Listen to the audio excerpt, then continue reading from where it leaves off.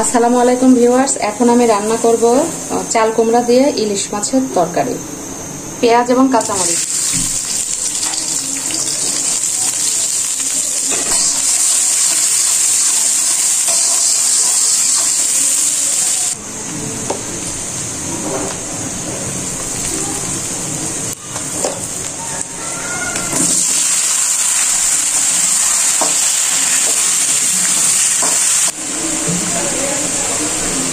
এখন দিয়ে দিলাম বাটা মশলা। এখানে জিরা বাটা, রসুন, আদা, পেঁয়াজ।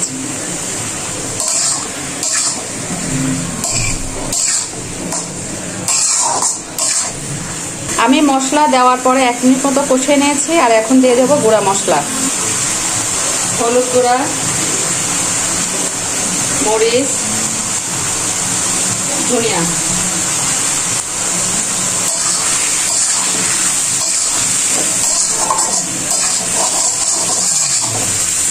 আমার সব রান্নার সিস্টেম একই রকম। কোনো সময় মাখিয়ে রান্না করি, কোনো সময় কষিয়ে রান্না করি, কোনো সময় এইভাবে রান্না করি। তো রান্নার কোনো ইয়া নাই, যখন যেটা মনে হয় সেভাবে রান্নাটা করে ফেলে।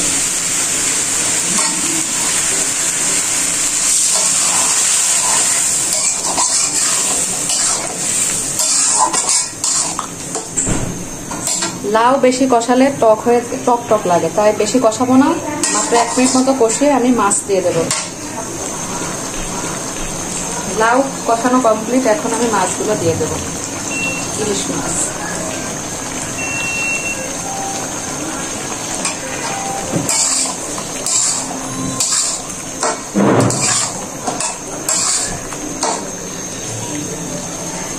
এখন আমি খুব বেশি হলে 1 মিনিট মতো কষিয়ে নেব, তারপরে ঝোল দিয়ে দেব। মাছ কষানো শেষ, এখন ঝোল দিয়ে দিচ্ছি।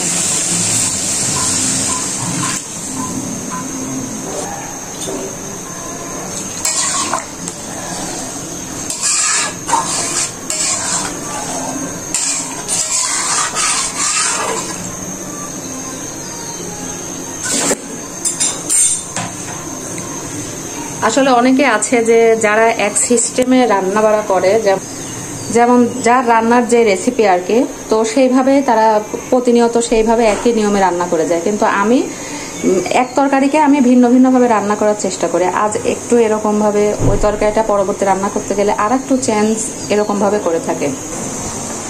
আমি ঝোলের পরিমাণটাও কম দিয়েছি, কারণ চাল কুমড়োর তরকারিতে ঝোল না হলেও চলে।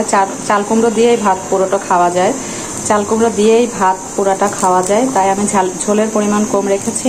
আর যখন তরকারি হয়ে যাবে নামিয়ে ফেলবো।